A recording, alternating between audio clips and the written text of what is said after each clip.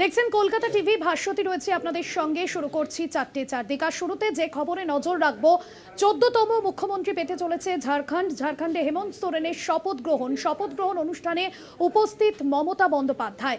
এবং ঝাড়খণ্ডের দ্বিতীয়বারের জন্য মাসনাদে বসতে চলেছেন হেমন্ত সোরেন। এবং হেমন্ত সোরেনের জয়ে উচ্ছ্বসিত ইন্ডিয়া জোট শরিকরা। তবে প্রথম থেকে যে জল্পনা ছিল, কারণ আমরা দেখেছিলাম ঝাড়খণ্ড বা মহারাষ্ট্র যে নির্বাচন, সেই নির্বাচনে মমতা বন্দ্যোপাধ্যায় বা তৃণমূলের কেউই প্রচারে যাননি। সেক্ষেত্রে হেমন্ত সোরেনের শপথ গ্রহণ অনুষ্ঠানে মুখ্যমন্ত্রী মমতা বন্দ্যোপাধ্যায় উপস্থিত থাকবেন কিনা তা নিয়ে প্রথম থেকেই জল্পনা ছিল। হেমন্ত সোরেনের ফোন পাওয়ার পরেই তিনি নিশ্চিত করেছেন যে শপথ গ্রহণ অনুষ্ঠানে থাকবেন তিনি। এই নিয়ে আমরা বিস্তারিত আলোচনায় যাব। আমার সঙ্গে নিউজরুম থেকে রয়েছেন আমাদের পলিটিক্যাল এডিটর আশিস চট্টোপাধ্যায় রয়েছেন, আমাদের পলিটিক্যাল এডিটর। আশিস দা, ঝাড়খণ্ডে হেমন্ত সোরেনের শপথ গ্রহণ এবং আমরা দেখেছি শুরু থেকে যে জল্পনা ছিল, যেখানে মুখ্যমন্ত্রী মমতা বন্দ্যোপাধ্যায় তিনি উপস্থিত থাকবেন কিনা, কারণ তাকে বা তৃণমূলের কাউকেই বিধানসভা নির্বাচনে প্রচারে কোনোভাবে দেখা যায়নি। তাহলে আজকে মমতা বন্দ্যোপাধ্যায়ের উপস্থিতি জাতীয় রাজনীতি থেকে নতুন সমীকরণ হতে চলেছে। দেখো, প্রথমেই একটা কথা বলা যায় যে লোকসভা নির্বাচনের পরে সর্ববৃহৎ ইন্ডিয়া জোটের সমাবেশ হতে চলেছে রাঁচিতে। হেমন্ত সোরেনের মুখ্যমন্ত্রিত্বের শপথ গ্রহণ অনুষ্ঠানে সম্ভবত দক্ষিণ ভারতের একটি দল ছাড়া সমস্ত দলের প্রতিনিধি এসে জড়ো হয়েছেন। এবং চলতি শীতকালীন অধিবেশন যখন সংসদের শীতকালীন অধিবেশন চলছে, সেই রকম সময়ে এত বড় একটি সমাবেশ নিশ্চয়ই শাসক দলের, শাসক জোটের অন্দরেও কোনো বার্তা পাঠাবে। আমরা জানি যে শপথ গ্রহণের সময়টি ঠিক করা নিয়ে কিছুটা বিভিন্ন নেতার সময় অ্যাডজাস্ট করার প্রশ্ন উঠেছিল। শেষ পর্যন্ত মমতা বন্দ্যোপাধ্যায় এবং হেমন্ত সোরেনের সময়ে অ্যাডজাস্ট করে যে দিনটি ঠিক হয়েছে তা হচ্ছে আজ 28শে নভেম্বর।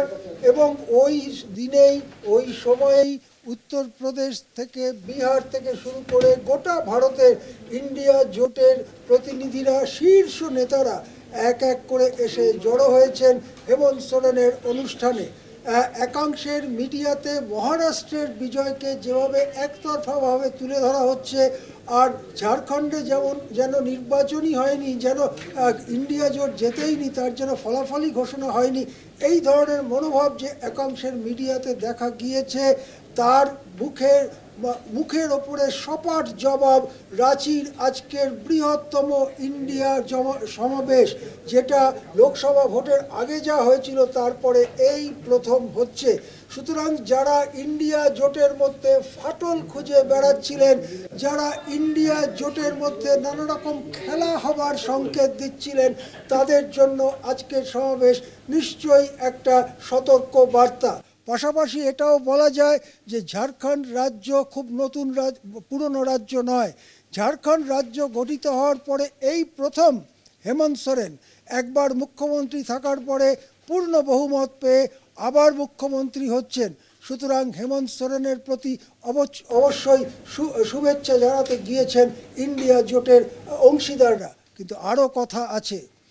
আদিবাসী ভোটকে কবজা করবার জন্য নানান চেষ্টা করেছেন নরেন্দ্র মোদী, অমিত শাহ, জগৎ প্রকাশ নাড্ডারা।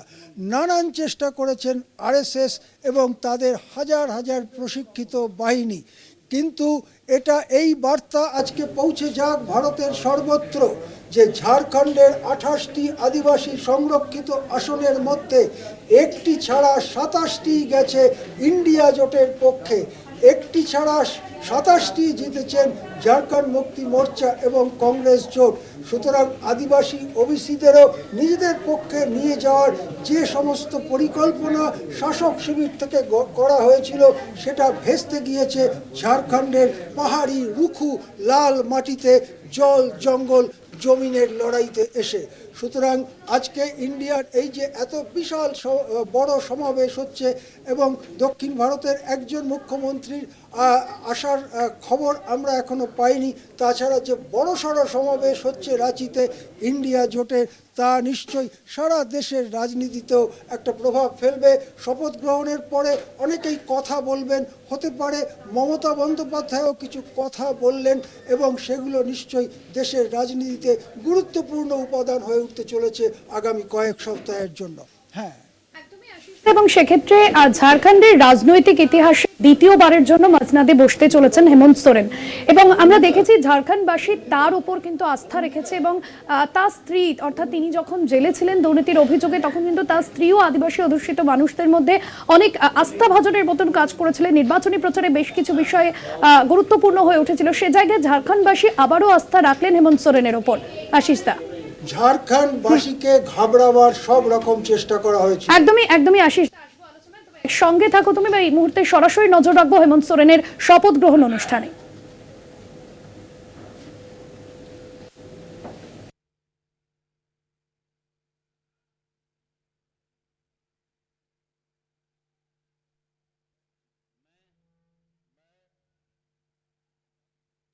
अपना नाम हेमंत सोरेन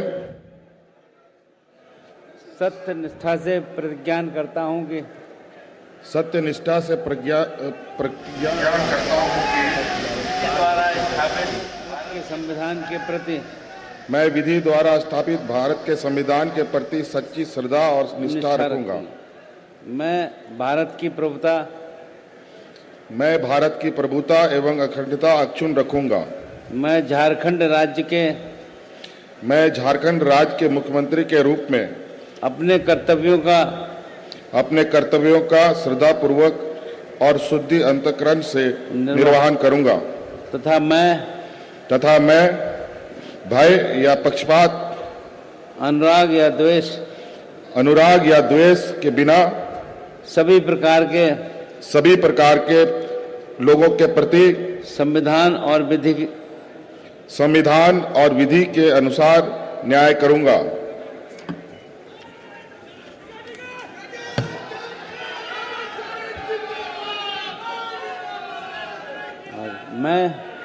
मैं अपना नाम हेमंत सोरेन सत्यनिष्ठा से प्रतिज्ञान करता हूं कि जो विषय झारखंड के राज्य के मुख्यमंत्री के रूप में मेरे विचार के लिए लाया जाएगा अथवा मुझे ज्ञात होगा, उसे किसी प्रकार व्यक्ति या व्यक्तियों को तब के सिवाय जबकि ऐसे मुख्यमंत्री के रूप में अपने कर्तव्यों के समय निर्वहन